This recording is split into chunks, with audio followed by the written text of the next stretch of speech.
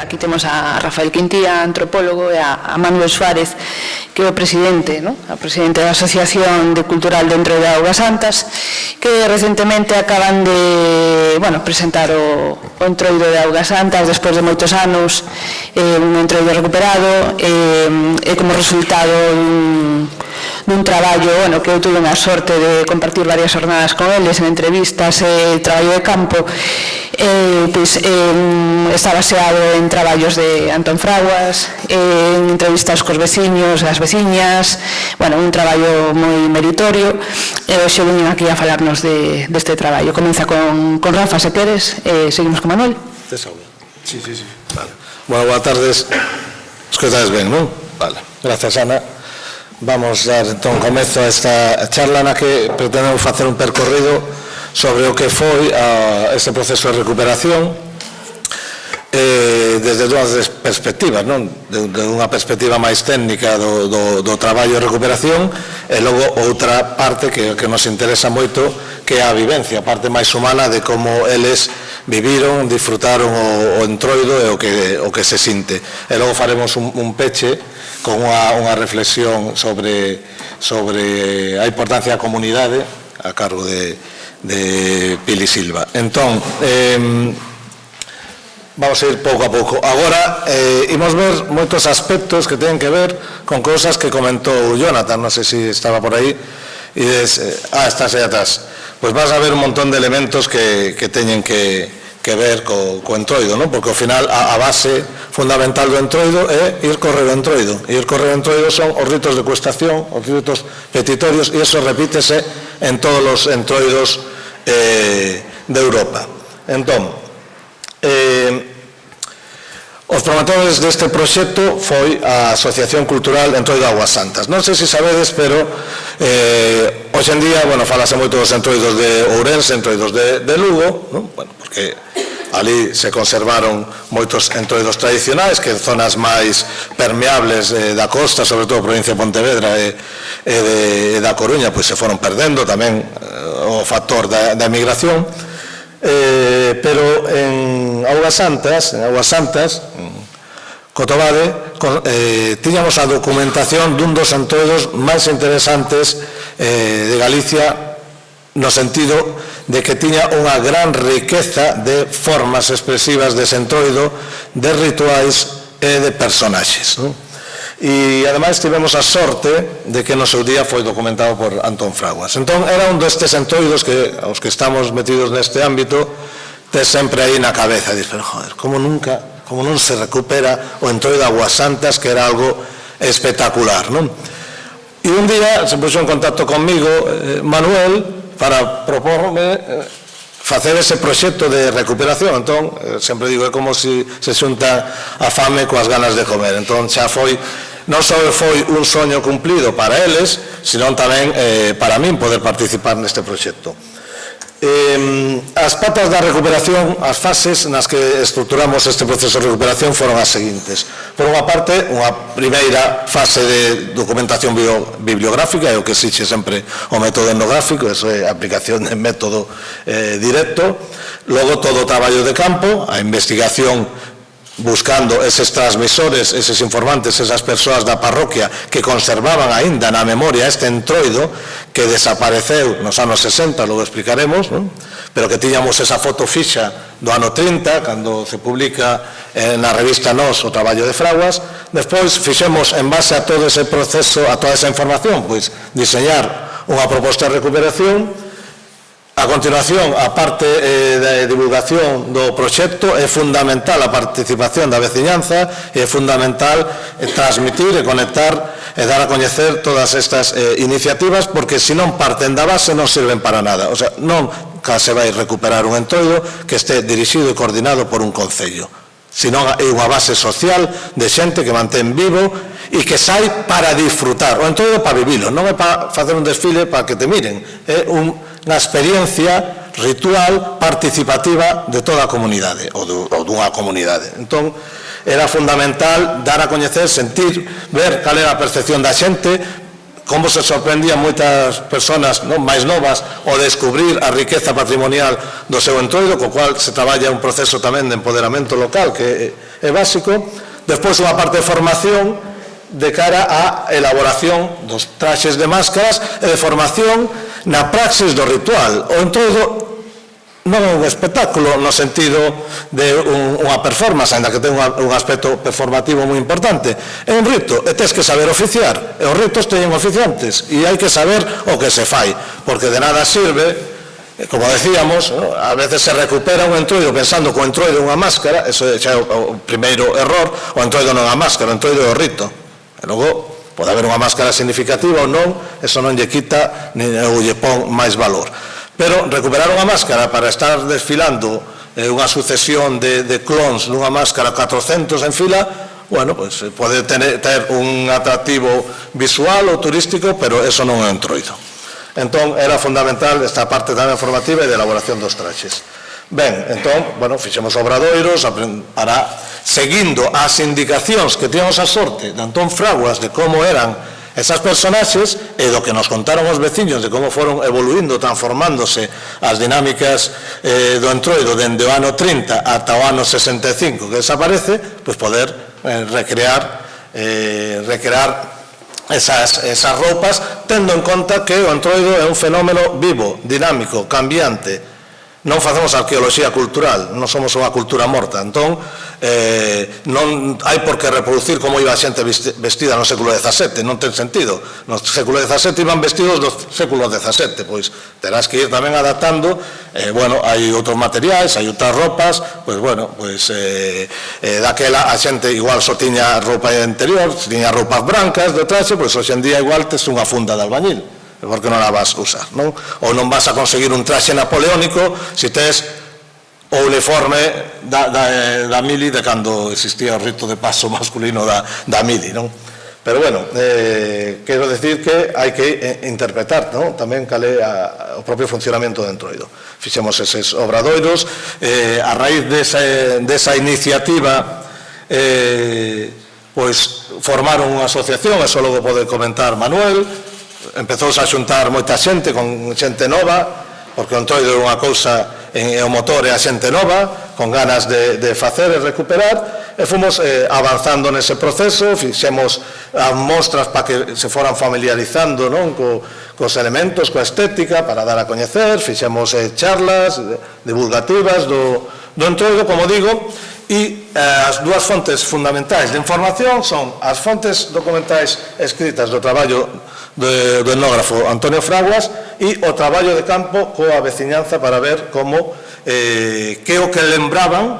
Falamos de veciñas de 101 anos, de 90 e pico. A primeira, eu creo que os primeiros 10 días entrevistamos como a 6 ou 7 personas de máis de 90 anos. Eso é como saquear a Biblioteca de Alejandría. O sea, é un privilexio absoluto poder falar con xente desa idade con capacidades cognitivas plenas para lembrar como era, non? E poder ir vendo como se foi desdibuxando tamén, non? Bueno, fixemos todas esas entrevistas e a partir de aí, pois, empezamos a contrastar as fontes que tíamos de Fraguas e o que eles lembraban e o que se podía facer. Sabemos que o calendario ritual do entroido de Aguas Santas era o sábado de entroido, domingo de entroido, luz de entroido, martes de entroido, domingo de piñata. Informantas como Idelina Insuela ou Licesia Fernández confirmaban esas fontes que xa tiñamos documentadas con Antón Fraguas, non? E máis, o sábado de entroido nos explicaba Dolores Cabanelas, non? Como se ia correr o entroido e había o baile, neste caso no casal. Hai que decir que os seráns fiadeiros son propios do período invernal, dende defuntos ata o martes de Entroido. A partir do martes de Entroido acababan os bailes, polo tanto era habitual que as sesións os días de Entroido sempre acabasen nun baile ou fiadeiro, serán, como lle querades chamar, segundo as zonas. De feito, do intento da apropiación cultural urbana dos entroidos rurais e da domesticación do entroido rural, saen eses bailes de disfraces e eses bailes de fachas. Eses bailes é a adaptación urbana das fiadas e os fiadeiros. Eses desfiles é a adaptación urbana de ir correr o entroido, dos ritos de cuestación, e esas carrozas é a adaptación urbana dos carros engalanados cos que se saía no entroido. Entón, o domingo de Entroido tiñamos a corrida do galo, outro dos ritos fundamentais en todas as entroidos e mascaradas de toda Europa. En Castilla e León ainda se conserva en Mecerreyes, e é un traballo que ademais ten fondo coñecemento o noso compañeiro Anxo Rosales sobre todo o que é o rito, a corrida ritual do galo. Había tamén baile, neste caso en Famelga, o Luz de Entroido tamén se saía, o martes de Entroido era os día do sermón, a ruada final de Entroido e a queima do Entroido. E o domingo de Piñata aínda había un rito vinculado ao moneco da Coresma. Ben, a partir de todos estes datos propúxose un calendario ritual para esta recuperación, para este ano, para empezar, non se pode abarcar todo, condensado en 2 días. Por qué? Porque as circunstancias hoxe en día son diferentes. Gran parte da xente non vive en Agua Santa, a xente nova, ainda que está vinculada, van fin de semana, a xente traballa, xa non é festivo, xa non é unha sociedade que depende dos ciclos agrarios e podían máis ou menos isto que chamamos agora conciliación. Antes a xente conciliaba, saía a tornar a auga, paraba a falar cun veciño 2 horas e volvía cando quería, non había que fichar. Entón empezamos, decidiron, obviamente que son eles os que teñen que decidir, arrancar co sábado de Entroido facendo os ritos de ir correr o Entroido polas aldeas, clausurando ese día coa fiada, co baile, e o domingo de Entroido volver a correr o Entroido pola mañán polo barrio alto de Aguas Santas, despois a corrida do galo, explicaremos como a corrida do galo, obviamente hai unha normativa, unha lei de bienestar animal, independientemente da lei de bienestar animal, xa a final dos 80 o gobernador civil de Pontevedra prohibiu as corridas de galo, non prohibiu as touradas, pero as corridas de galos parece ser que ese rito, e non estou facendo aquí unha apoloxía da corrida de galos, senón da discriminación de por que se un rito arcaico que forma parte tamén do acervo cultural, este sí, este non. Este me lo como yo, decía. Bueno, pois fixemos obviamente unha adaptación que o que hai que facer. A comida comunal, os ritos de comensalidade tan propios do Entroido. O Entroido é un momento de comer, hai que comer. E hai que comer grasa, e hai que comer proteína.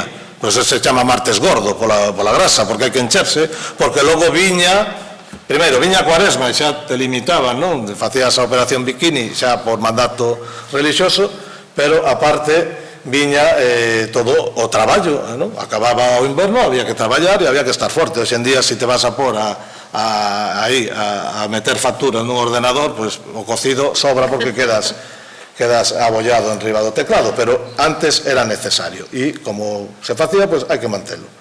E logo correr o Entroido polo barrio de abaixo, polas boliñas, o sermón e a clausura, o rito de clausura coa queima do Entroido, do moneco de Entroido, que neste caso chamaba o Lordanas. Ben, que forma parte tamén da dinámica do sermón, do propio sermón que se vota. O percorrido antes eran por Famelga, o Peso, as Chozas, a Pena, Martín, Coutada, Calvella, Aguas Santas. Os lanceros, logo explicaremos o que son, ian esperar a xente a Ponte do Verdugo, aos que viñan da Lama, a Ponte de Calvello, os que viñan de Ponte Caldelas, e a Ponte de Loureiro, porque eran as entradas, as vías de acceso ao espacio territorial desta comunidade, e o lancero ia hasta os lindes que sempre son sagrados do territorio, e acompañaba a toda esa xente que viña da contorna, porque o Entroido de Augas Santas era un auténtico espectáculo. Ademais, os lanceiros ian anunciando o Entroido pola lama, porque te caldelas uns días antes, non? Bueno, non había WhatsApp, non había Facebook, había que tocar a corna, non? Se xuntaban en Mataporcos e logo empezaba todo Entroido. Viña xente de Antas, de Avión, da Lama, Ponte Caldelas e demais. O que se fixo no percorrido do sábado foi ir por Famelga, Peroselo, Martín, Coutada, Pena, Barzal, Calvella, Augas Santas, que é bastante distancia, co cual tiveron que botar man tamén de unha momada móvil de elementos de carácter, diríamos, de carácter chimpínico, ¿no? De cosas, tractores e cousas similares, ¿no? Esperemos que, non quero dar ideas, pero que calquera día non se lle ocurra ao goberno poñer unha normativa que proíba ir no chimpín, no Entroido e este tipo de cousas. Hubo que pedir permiso. Hubo que pedir permiso. Eso pasa por anuncialo. Bueno, vamos a entrar nas personaxes da momada, que isto é algo tamén moi interesante. Fraguas documenta que o nome destes entroidos, igual que nos decía Jonathan antes, eran as mudadas, non? Noutros sitios chaman chocalleiros, son nomes xenéricos. Na miña parroquia de Salcedo sempre fomos as mascaritas, non? Pois aquí a comitiva de Entroido, os entroidos, que se chaman noutros sitios, chamábase a momada, non? E nós tíamos esa dúbida, porque é un termo bastante, parece culto, non? De si era Fraguas quen acuñou, como ti estás describindo, e dis, eso é unha momada, como podes decir, non sei, un rancho, e igual ele non lle chaman rancho, lle chaman bando ou reixeiros, pero dímonos conta de que o traballo de Fraguas que está publicado unhas 4 veces diferentes. Está o da revista Nos, original, hai unha reedición do traballo nos cadernos alicerces do Museo do Pobo Galego, hai unha edición tamén nunha colección del Correo Gallego e hai outra reedición nun recopilatorio de textos xenográficos de Fraguas sobre Cotobade que editou o Concello. E un día, foi Manuel o que se decatou, comparando, vimos que non era o mesmo texto, que había diferencias entre as reedicións, porque Fraguas modificou ese texto. Entón, eu teño toda a colección Nos, entón fomos á fonte e fomos logo ás publicacións posteriores e nalgúns engade datos e que non están no primeiro e nalgúns aspectos omite datos que están no primeiro. E el di literalmente a xente chámalle momada, non? Momada para uns etimolóxicamente pode vir do concepto de momo, pero hai outra etimoloxía máis interesante para min, que creo que é máis a caída, que ten que ver de un vocablo xermánico que fai referencia a máscara, tamén a escenografía, a teatro, e é a raíz da palabra mummers, que coñecemos nas Illas Británicas, estas comitivas de enmascarados e músicos que van polas casas. Bueno, hai unha famosa melodía de Lorena McKennitt que se chama Mummers Dance e podéis ver o vídeo e é unha momada, non? Entón, posiblemente veña dai. Ben, a momada estaba composta por lanceros, madamitos e madamitas, vellos, maragatos, vellas, muradanas, e logo temos os oficios, que é algo tamén recurrente en todos os entroidos. Xente vestida, non? Con traxes de pescador, de cazador, que non só van vestidas desfilando, senón que se comportan facéndose teatrillos populares, como vimos antes con Xerardo, non? Que é un dos elementos fundamentais, os ritos de teatralidade, os ritos burlescos, e tamén un elemento fundamental do entroido. Entón, isto sería unha foto de familia da momada con algúns representantes. Temos tamén outra serie de nomes de personaxes recollidos, neste caso, no traballo de campo. Lanceros lembraba todo o mundo. A xente lembraba os lanceros porque, claro, os lanceros van a cabalo, era algo impresionante. Entón, todo o mundo lembraba os lanceros. Había personas como Tilucha, ou Rosa Moedo, María Aide, que utilizaban o término xenérico entroidos, que tamén recolle Fraguas. Fraguas fala de entroidos ou momadas. E de Lina, antroidos, unha variante dialectal, non? Isolina lembraba os marajatos. Interesábanos saber si recordaban as diferentes categorías. Ela lembraba os marajatos. Regina falaba dos farrapeiros. O farrapeiro é un término xenérico como chocalleiro para os que van vestidos de farrapos. Logo veremos que van vestidos de farrapos. Dina de Ceraxe lembraba, por exemplo, as madamitas. Licesia falaba das damas, porque hai dúas personaxes femeninas na momada que van de bonito, son o equivalente ás de branco, son as madamitas e as bellas. Entón, claro, sabedes que madama, madamita, dama son termos similares, non? Idelina, Insuela, chamáballe farajallos, ian todos de farajallos, que é de chocalleiros ou de mascaritas. Logo, a muradana, Regina nunca lembraba tamén as muradanas, e os vellos tamén é un termo lembrado, é dicir, na memoria permanecían todas estas nomes de todas estas personaxes, non?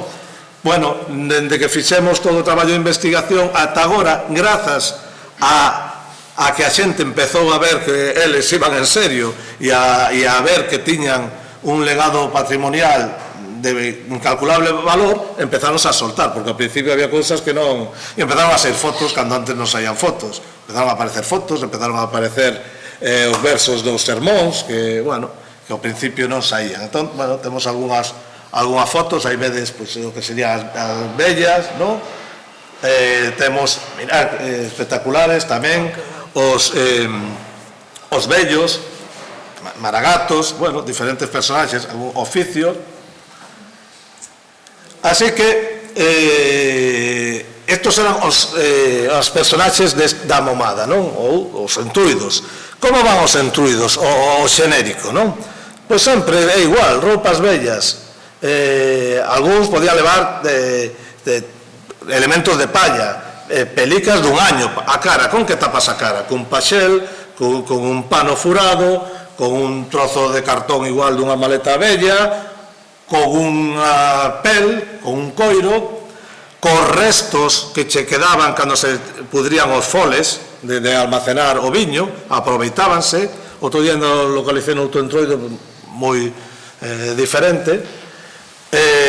Adoitaban determinadas personaxes do bando ir sempre armados, paus, vasoiras, feixes de toxo, cinza, varas, bimbias.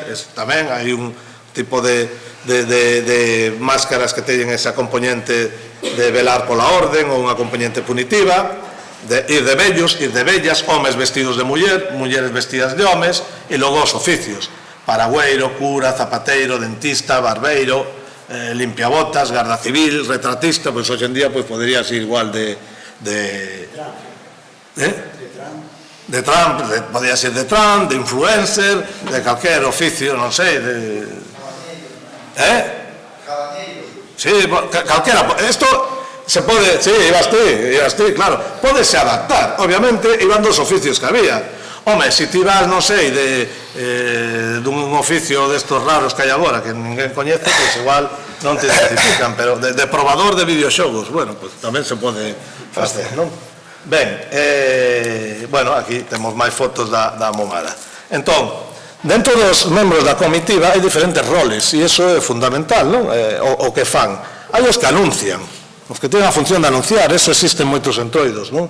Neste caso serían os lanceros.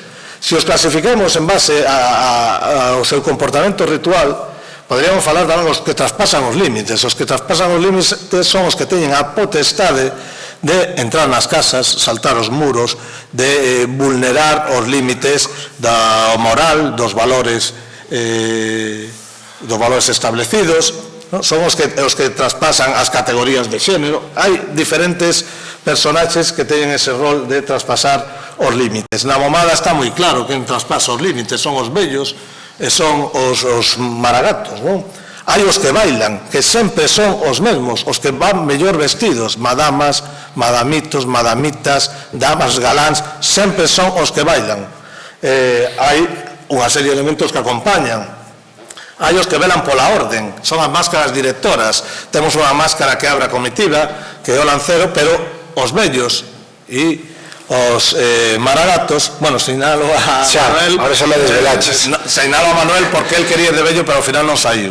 Entón, os vellos e os maragatos que levan cordas, que poden levar varas, van tamén, non só traspasan os límites, senón que poden velan pola seguridade do bando, porque a veces pasaba eso, de encontrarse un bando con outro, e, bueno, había esas tensións territoriais, non? E logo están todos eses oficios e demais que se encargan de facer as parodias, non? Ben, que fagos en todo? Circulan entre o mundo deshabitado e o mundo habitado, non?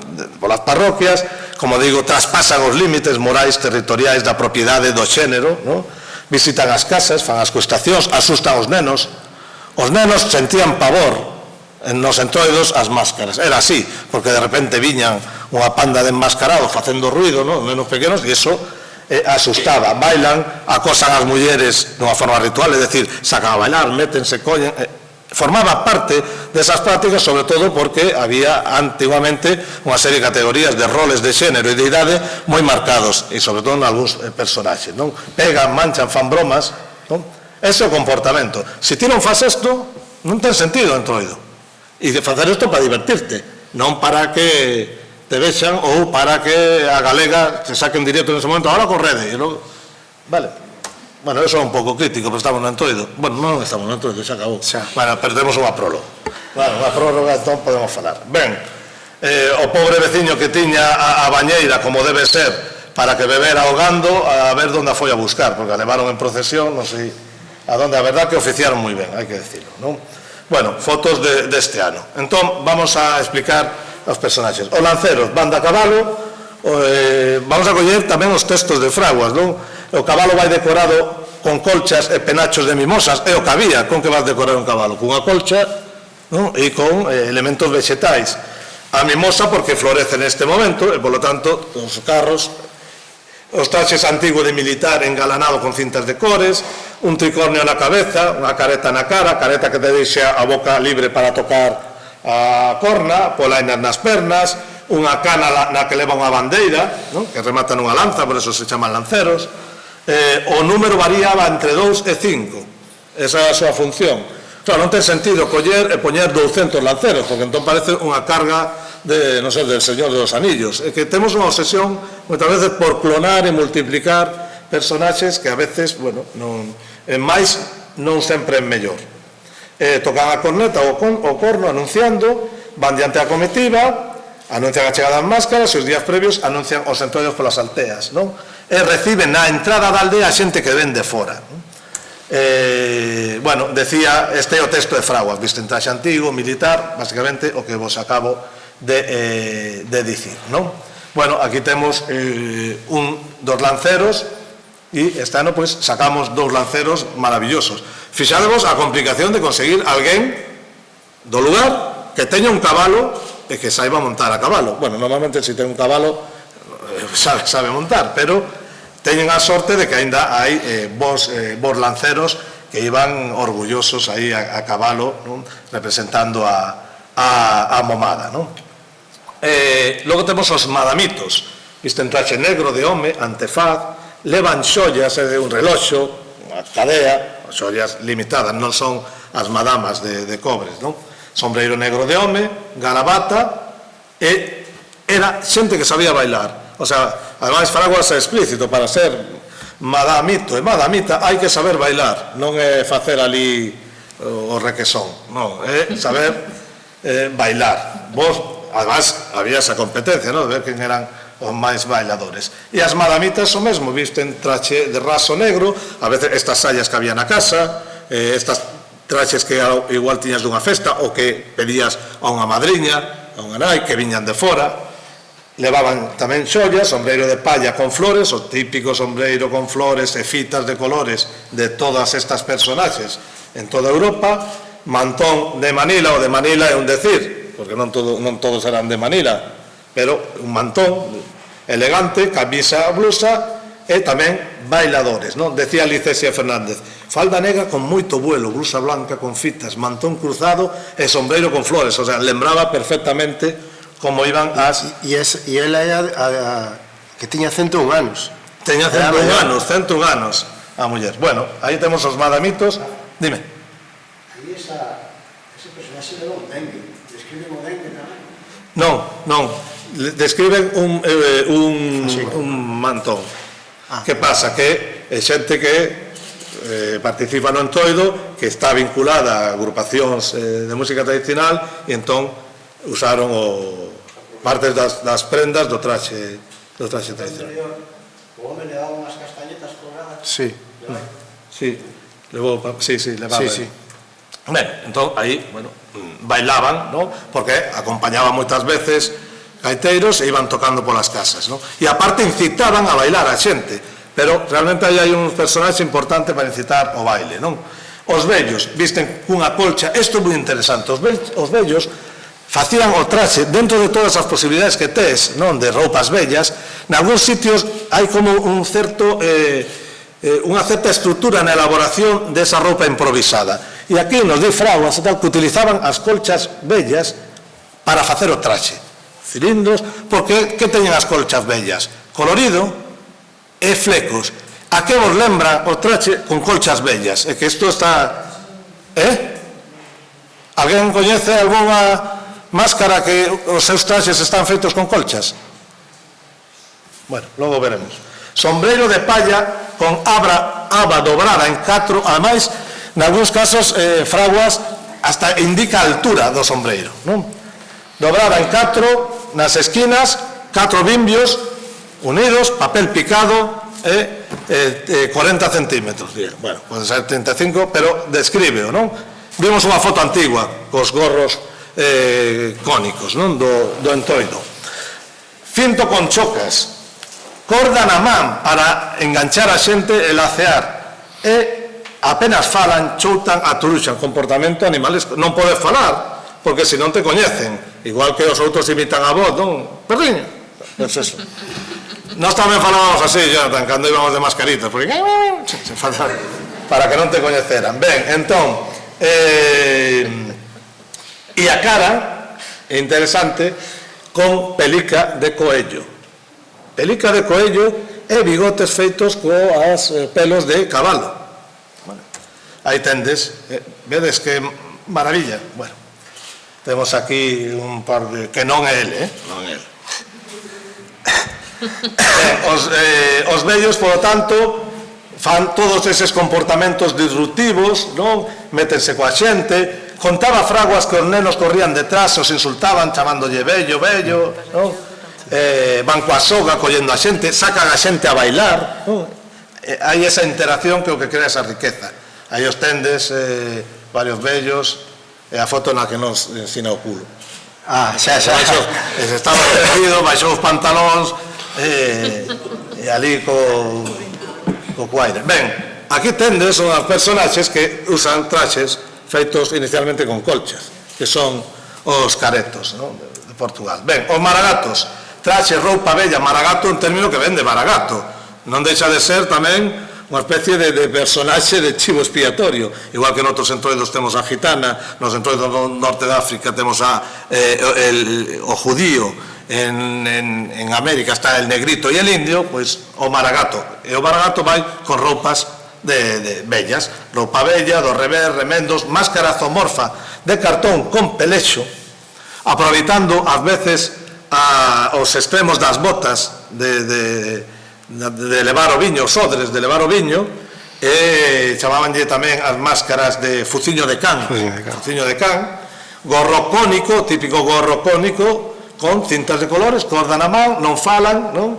É dicir, Solina eran os máis malos, non? Son os máis transgresores. Elevan a veces un feixe de toxo co que van golpeando a xente ou refregándose, como foi, por exemplo, o oso de Vidueira, en Manzaneda, que leva uns toxos, arrímase as mozas e frótase con elas, claro, te pica, non?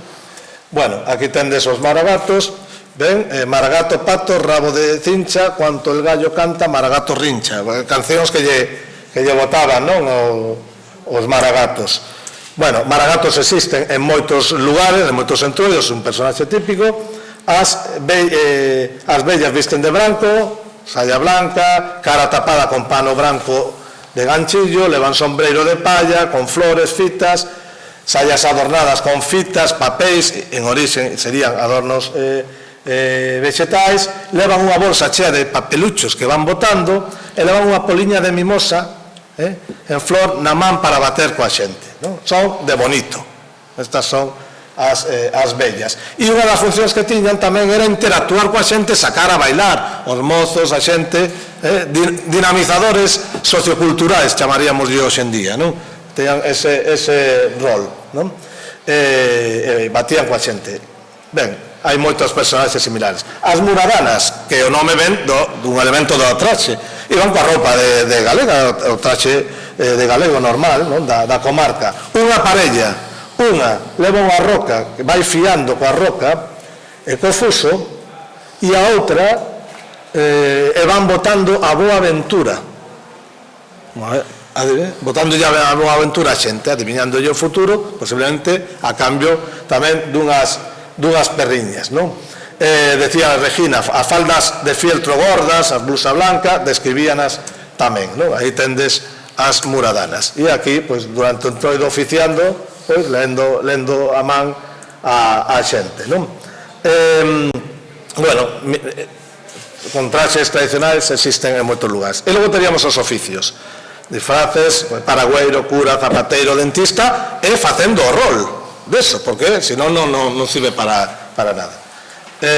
Bueno, aquí temos un carpinteiro e un médico.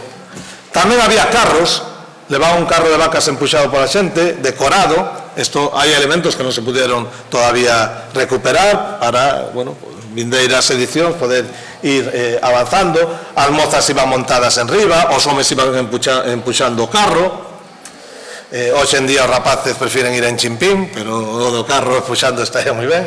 E os ritos que se facían, xa, para ir rematando, bueno, a momada vai correr en Entroido, a corrida do galo, os ritos de comensalidade, os ritos de teatralidade burlescos, oficios, parodias antes do sermón, logo o sermón. O sermón é a crónica satírica do sucedido na parroquia durante ese ano. A veces está vinculado ao testamento do galo ou ao testamento do burro, aquí vinculado tamén ao moneco, e logo, por suposto, a ruada, a festa, non? A ruada chamaba fraguas, o baile, donde xa non era necesario ir vestidos ou disfrazados, non? E en algún momento tamén había unha clausura de Entroido posterior no domingo de Piñata coa queima do Entroido. Tamén a xente recorda a queima do Entroido o martes. A corrida do galo é un sacrificio ritual, é un rito de clausura habitual nos Entroidos, moitas veces no domingo, outras no martes.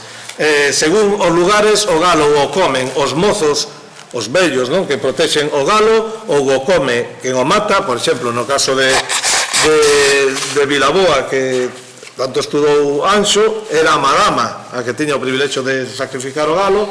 Noutros lugares se come de forma mancomunada, e o habitual, eu en todos os sitios que recollí, en Soutomaior tal, é comer o galo con arroz. Hai diferentes modelos de corrida ao galo, hai dúas partes. Normalmente córrese o galo, persíguese, xogas, e logo ven o sacrificio. O sacrificio pode ser dende enterralo coa cabeza fora e cunha espada un pau matalo, colgalo tipo piñata, ou como facían en Soutomaior, que iban a por sacos o castelo, sacos de laranxas do Po, o castelo de Soutomaior, e logo matábano a laranxazos, non? Temos constancia xa dende o século XII en Europa e dende o 1776 en Galicia a corrida do galo. E facíase en Famelga a corrida do galo. Ben, pois decías, Jonathan, que non se pode facer un galo humano. Si, se pode facer. O home quedou reventado. Todos os nenos con unha cara de sádicos. Eu vi expresións máis bondadosas en Menguele que en algúns dos rapaces que se botaban en riba do galo a botarlle fariña. Iban cos cichotes, outra cousa que conta Fraguas e que recuperou aquí o compañero e fixo os cichotes, son as xiringas de cana para os nenos. Entón, bueno, o galo acabou destrozado, así que despois de correr o pobre galo humano, houbo sacrificio do galo dunha piñata. Así participaban os rapaces e damoslle tamén posibilidades de traballo aos dentistas con todas as lambetadas que comeron que había dentro da piñata do galo, non? Bueno, a momada, como digo, vai percorrendo as casas, van nesa procesión, hai que sacar os maiores a bailar, se negan hai que darlle coa mimosa, hai que interactuar, hai que entrar nas casas, hai que romper eses límites, hai que saltar, hai que brincar. Eu había tempo que non vía un caos semellante como que fixeron. Viñeronse arriba, a verdad que se viñeron arriba, houve momentos de que eu temín pola integridade física de algún vello subindo por un poste de alta tensión, estaba emocionado, tocando as campás da iglesia, trancando todos os camiños do pueblo, meténdose dentro dos coches que pasaban pola estrada, entrando o espectacular. Hai nunha zona de Aguas Santas que é como se caera, se ti colleras un trozo de urbanización americana e a deixaras caer así en medio das casas da aldea, pois hai unha rúa con chalés adosados. Claro, eso é unha burbulla espaciotemporal dentro da realidade rural. Cando chegaron estos saltando os muros tal, a xente en pánico, pechándose nas casas, pensando que viñan, bueno, non sei, berraban ali, decían, o do catastro, o do catastro. Bueno, non entendían nada, encerráronse, pero eses saltaron, entraron nas casas sin consentimento, non? Logo outras casas abrían, foi moi... Bueno, sin consentimento non, que entrei, estamos auditados, para. Hai falaches. Estades autorizados para vulnerar, porque non entroido que dixe, con respeto. Home, non llevas queimar a casa. Algo merecía. Bueno, hai unha normatividade diferente que permite precisamente facer eso. Non facer o que che dá gana, senón facer cousas que non pode facer no resto do ano, non? E bueno, ese foi o comportamento, vedes, collendo a xente, os ritos de teatralidade, antes do sermón, todas esas parodias, o casamento, o burro coa xente montado ao revés, todas estas parodias era o habitual que foron desenvolvendo, non?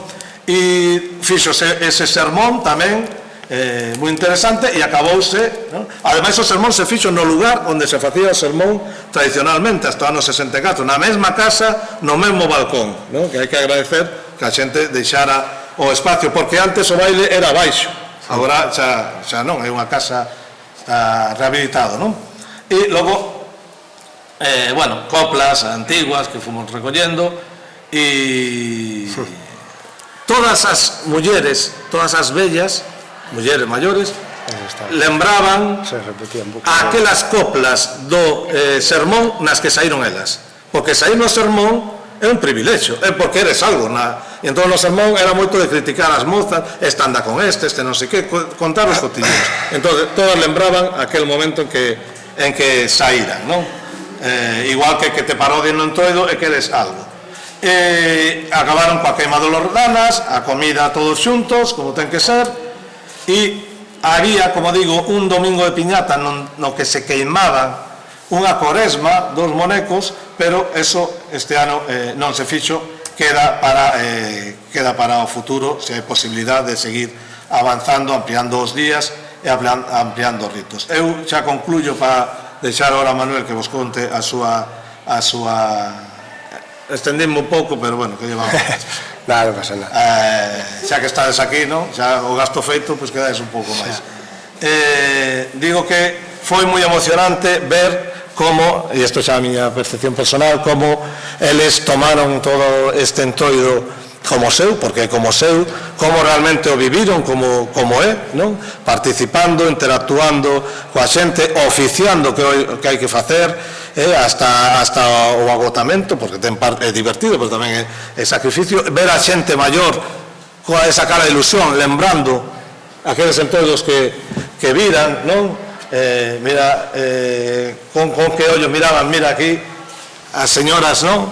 E iso quizás foi o máis bonito. Xente maior que saía dentro, incorporouse de oficios, o sea, non só eran os rapaces, non, había moita xente participando tamén do lugar, e moita xente vendo, e a verdade é que non puido ter mellor comezo esta iniciativa, e sobre todo, algo moi importante, ter a aprobación da xente maior, que a xente maior o vexa, e se recoñeza, e o recoñeza como legatarios dunha tradición, e non como, sabes que sempre hai a tendencia a criticar, non? É normal, non? E sempre foi así, non? E e así debe ser, non? Pero neste caso pois vemos que a xente pois se quedou sorprendida, non? Sorprendida e recoñecida. E con eso termino eu e xa te deixo a ti que contes a túa experiencia vital. Vale. Moitas gracias. Nada, gracias. Nada, bueno, vou intentar ser...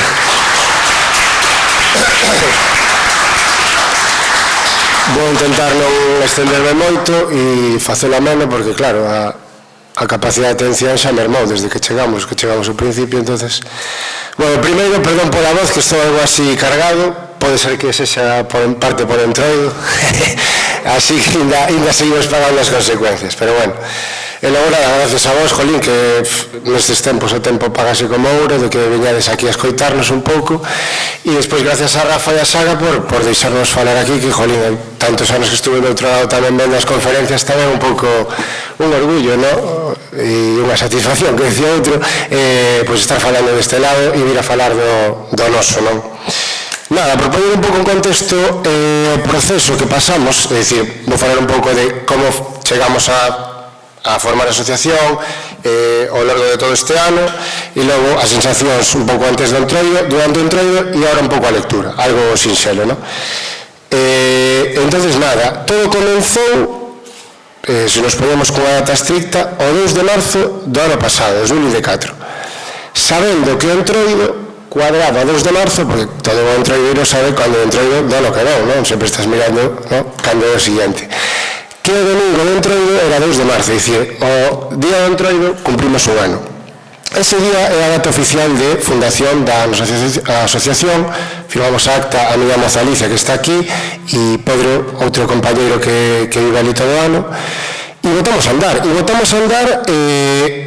2 semanas antes no entroido non sabíamos que íbamos a facer eso, é dicir, nós sempre tiñamos a idea algúns de que recuperar o entroido, escoitamos historias sempre da familia, bueno, a miña abuela xa morreu fai 20 anos, pero a miña tía ou miña nai que está aí tamén sempre decíamos, bueno, cando estábamos ali que en vez de mirar a tele comendo falábamos entre nós, que era como un acto de rebeldía, non, nestes tempos de vamos falar das historias de antes, e a mí encantado, entonces nada, falábame do entroido así, daba pinceladas, aquela tampouco era tonta bola, a miña tía, e sempre estaba aí, non, de como molaría, como me gustaría, non, como decía sempre decía Peter Jackson, que antes falaches dos Seus Anillos, cando leo os Seus Anillos sempre decía el, joder, que ibos tan vos, a verdad que molaba que alguén fixera as películas, a ver se as fan e tal, ata que foron pasando os anos e dixo, mira, vou a ter que acabar facendo, porque non as vai facer, joder, pois a vos vos un pouco o mismo, e mira, o facemos nos aquí, non que vai dar o paso. Entón, un pouco eso, non? Bueno, vou dicir unha anécdota, a ver se Rafa se dá conta, que había... Levo todo este ano pensando en contarla e dixen hoxe, mira, vou a contar hoxe a ver se se dá conta e se te lembras. Fago referencia a veces de que este proxecto se gestou fai 10 anos e é real, porque estando en Inglaterra traballando no 2016 e hai un correo que o verifica, escribí allí a Rafa desde o anonimato de hola, sou un rapaz aquí de 22 anos, ahora non sei que, entrou, alegra aí, entrou esa dona morriñenta, non, que te agarra cando estás fora, e lembrame de quedar despois un día no cara a ela, non sei se te lembras, e apareceu Anxo despois e faláramos un pouco de Aguas Santas, de que tiñas en quedanza de falar, e claro, vos non seguramente vos lembráis de tanta xente, eu sí que me lembro, e fíjate, no 2016 andaba con aquela teima, pero era eso, deslavazada, así de, molaba, había que, non había ese, bueno, faltaba madurez, quizás, non sei.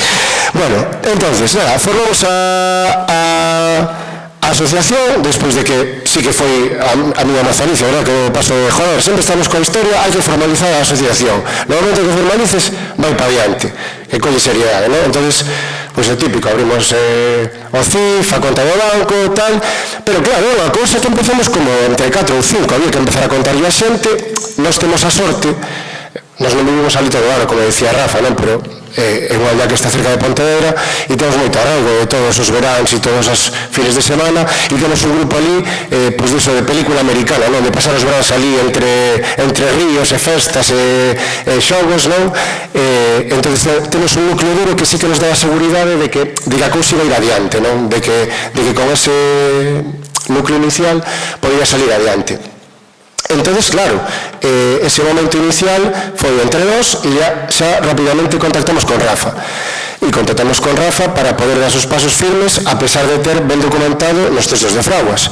Xa rapidamente empezamos, claro, foi un ano, pero todo o tempo facía falta, porque o típico que tens que quedar co Concello, que por certo sempre nos apoiou, non? Desde logo, e foron dando os pasos, non? Entón empezamos a contar a xente pouco a pouco, porque claro, tiñas aquel medo de xa está estes con esta loura, romper a bola, armar a danza, sabían que éramos moi intraideiros, pero había que contar a danza, mira, sí, somos, pero fasnos falta para que participes e fagas isto tal e cual. Entonces, nada, bueno, a acogida foi bastante boa, antes de verán fixemos un acto de presentación, algún andaba algo perdido, pensaba que era un carnaval de verán, quería ver vestidos a aquela, bueno, un pouco así deslabazado ao principio, pero ben. E nada, rapidamente fomos eso, como dixo Rafa, entrevistando a xente, logo no verán sí que calmamos un pouco porque estaba todo un pouco así alterado, e logo no verán, despois das festas ali da nosa aldea, que son en setembro, pois comezamos en serio a armar os traxes, pero claro, como digo, os amigos da ali e tal, pois entroido, cultura entroido cero, entón, claro, había que armar o traxe de cero, pero de cero é pensar en, es que el lancero lleva una medalla, que tal, entonces tranquilo que yo te la consigo, usted no se preocupe, solo oficie. Claro, a ese nivel, entonces claro, foi un proceso un pouco tedioso.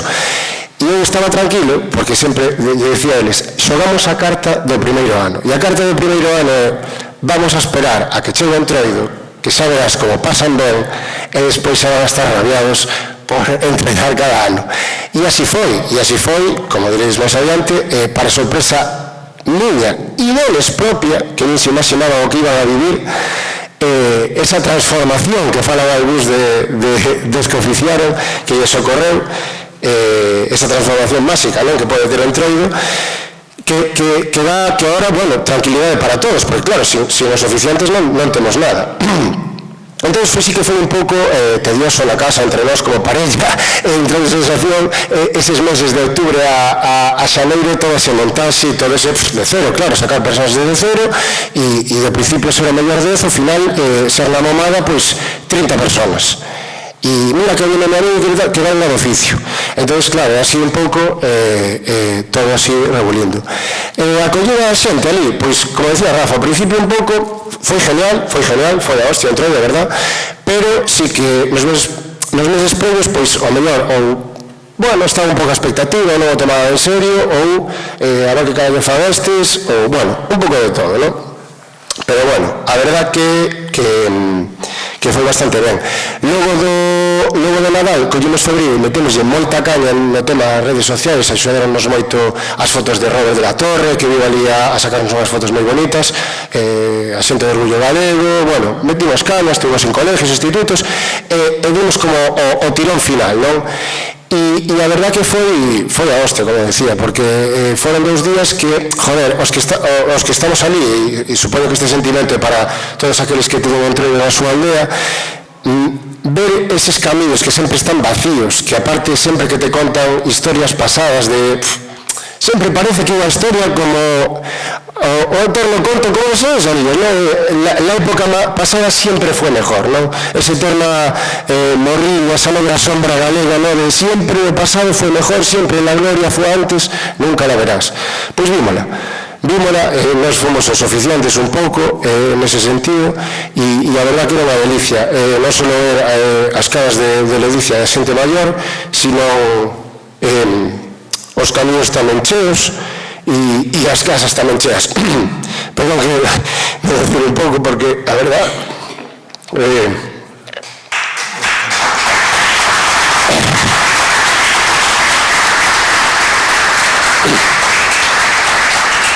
hai algún carallán por aquí que se ríe que estaba esperando que eu facía emocionarse ali e xa que non ser monovador é unha boa pieza.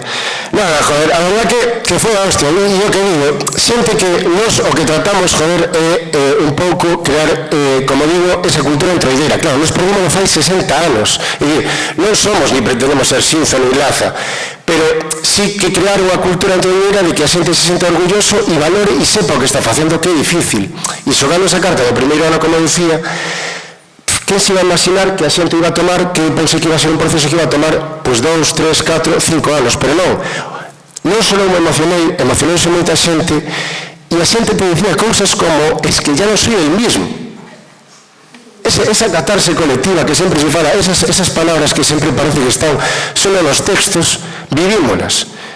Alguén dixo incluso, es que es mi Magdalena de Proust, la Magdalena de Proust, falaron incluso así, a ese nivel falamos, de decir, joder, foi verdadeiramente maravilloso escoitar da xente e dos amigos e da xente maior, eso, non? E que a xente maior vira que é posible, que si queres e si crees é posible, e ese sentimento de comunidade que tamén falabas moito con Pili, transversal, de que desde os máis pequenos dos máis maiores estaban representados e participaban, porque eso non é unha festa de ver, joder, ali é un pueblo moi religioso, a Virgen é a patrona do Concello, ten as festas do Concello como se fora o día máis grande do ano, que despois nos din que era o día máis grande do ano, o martes de entrou en realidad.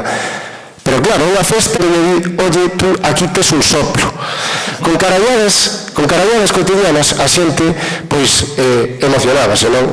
Despois se preguntaban, oye, que era este que me fixo tal, que era este? Mira, eu non sei, somos tantos que a saber que é, sabes?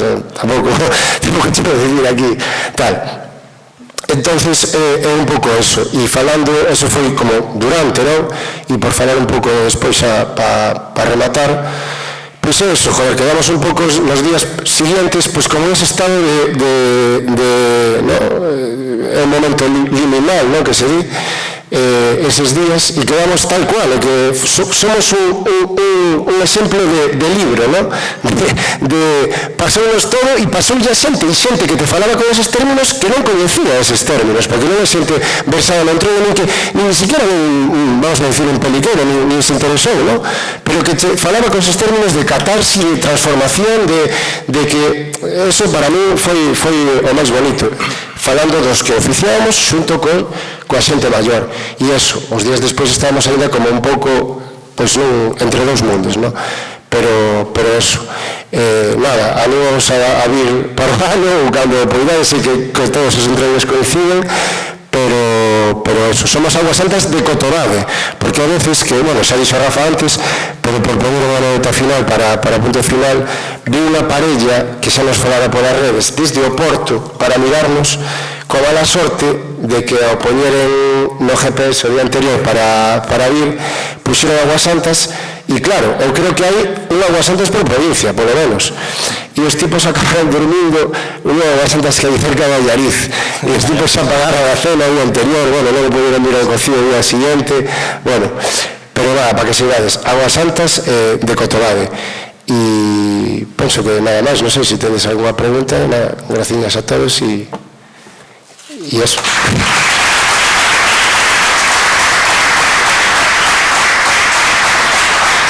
Bueno, como a nosa idea inicial era ter ese turno final de preguntas e clausurar ás 9, si quería dar voz para pechar esta presentación a compañeira Pili Silva, que participou activamente, sobre todo, ademais como artesana, en todo o traballo de elaboración das pezas, pero como traballadora social interesa moito facer unha reflexión sobre un dos elementos básicos dos procesos de recuperación que non se ten nunca en conta, que é a importancia da comunidade nestes procesos. Así que voulle dar a palabra. Podes falar desde aí? Podo falar, que creo que se me escoita ben. E se non, tes aquí o micro, se queres. Como vexas?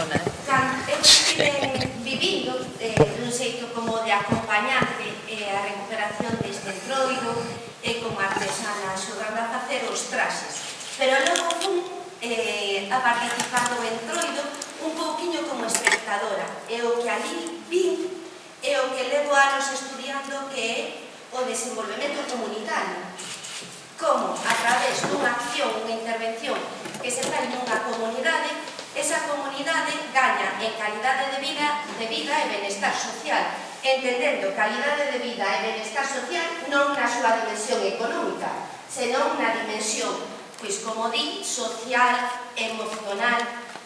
Dende que sucedeu a pandemia, fomos conscientes, creo que aínda máis, da importancia das relacións sociais, do que nos produce o benestar sentíndonos acompañados de xeito físico. É iso que viví no Entroido de Augas Santas. E logo mirando, facendo tamén mirada cara atrás, doume conta do que dixestedes, doume conta de que se fixo real certos conceptos que se estudian en intervención social, como é a loita contra o edadismo. O edadismo é unha forma de discriminación cara a xente pola súa idade. Está moi patente na xente maior, non? A discriminación de ti que falas, sempre estás co mesmo, eso foi noutros anos. Creo que estas frases ou as dixemos nun momento dado ou o mellor as escoitamos. Entón, para loitar contra o edadismo, nos din que debemos de empoderar a xente cos seus saberes. Eso ten un concepto, unha palabra que se chama talento serio, non? Que é o talento do que podemos participar a xente máis nova, do talento dos saberes que teñen a xente maior, que é o que se fai na recuperación, por exemplo, neste caso do Entroido de Augas Santas ou de outros entroidos. Pero tamén estamos falando de democratización cultural. Non estamos sendo espectadores ou espectadoras dun espectáculo, senón que estamos participando e estamos dando voz. E iso tamén é outro requisito do desenvolvemento comunitario. A transversalidade, o traballo en rede. Entón, dende unha visión un pouco máis, xa non o mellor antropolóxica ou o mellor non tanto como recuperación do entroido, unha dimensión máis cultural. Se todos isto que escoitamos hoxe o miramos dende unha perspectiva social, creo que é alucinante, alucinarían autores como, non sei se vos sonarán, pero Anderé, Marco Macchioni, que foron os que sentaron as bases da acción e intervención social a través da comunidade, non unha administración que ven, senón que a propia comunidade sexa patente das súas necesidades e como satisfacelas. E a administración para que apoie o mellor con recursos económicos ou espaciais. Entón, a miña noraboa, porque a todas as persoas que estivechedes hoxe, porque realmente faise patente que a intervención social sexa a través dunha, o mellor, rama cultural ou unha perspectiva máis etnográfica, sigue existindo, e empoderar a todas estas iniciativas que o mellor non lle damos ese aspecto máis social, pero que teñen un impacto, como o que acaba de decir Manuel, ten un impacto real na calidade de vida e no benestar social da comunidade dos grupos. Era a reflexión que quería poñer, porque ás veces non vemos a dimensión social que ten este tipo de, para meu modo de ver, intervención social. Creo que é intervención social. Xa está. Moitas gracias.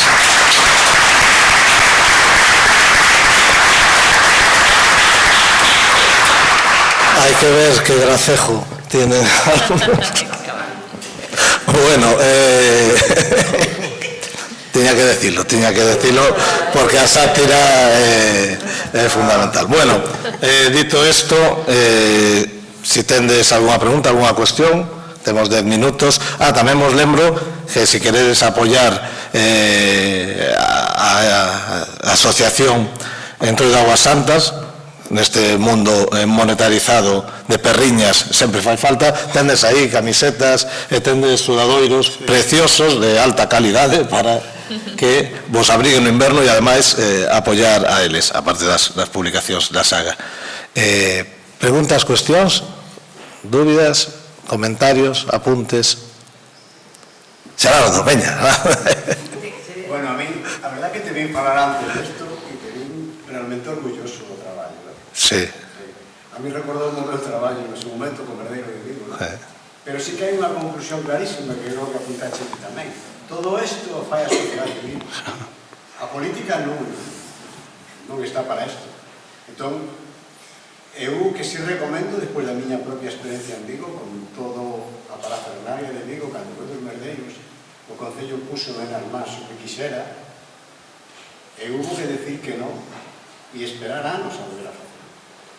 Porque o que pretendía é que ti foras desfilando diante del alcalde. No, es decir, non era alcalde daquela, pero bueno. Quero decir que eu, se podo darle un consello a alguén, a nivel asociativo, é que nunca se entregue nada a unha institución pública. Que ten que apoiar, está claro. Pero é que todo isto é o resumen da nosa loita social en Galicia. É dicir, que mantivo Galicia os costumbres non foron os grandes eminencias. E o gallá, este movimento que se está vendo ao largo dos 13 anos que levamos vindo aquí, se están recuperando, e os que perviven son os que están basados nesa loita civil. Entonces, a mí gustaríame terminar a decir que o gallá, esta loita civil, tamén servirá para o noso idioma.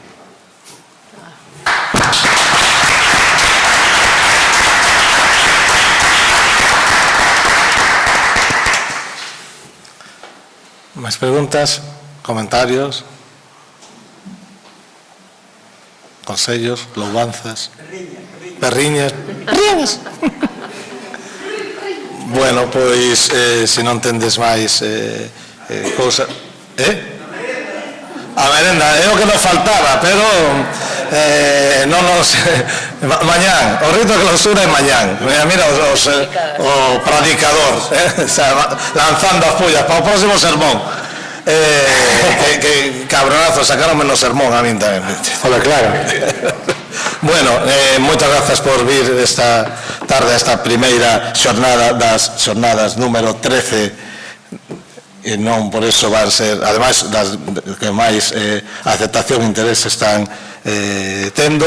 Lembro vos que mañán temos unha segunda cita e despois do entroido, das xornadas aínda podedes sair o entroido por Pontevedra, que é a queima do Rabachol, que ten o nome do famoso anarquista francés Rabachol. E quero agradecer tamén ao Concello de Pontevedra que grazas a eles pues, podemos manter vivas estas xornadas divulgativas sobre algo tan importante como o entroido pues, durante 13 anos, non? E xa é unha institución fixada dentro do propio calendario do entroido Pontevedra. Entón, moitas grazas a vos, grazas ao Concello, grazas a todos os compañeiros e compañeiras da saga, a Ana por facer de mestra de cerimonias, a miña nai que está aquí, que foi a que me trouxo ao mundo, e a Manuel e a toda a xente do entroido de Aguas Santas e Jonathan e toda a súa asociación por manter vivo este legado cultural. Vémonos mañán, moita saúde, sed felices. Chao.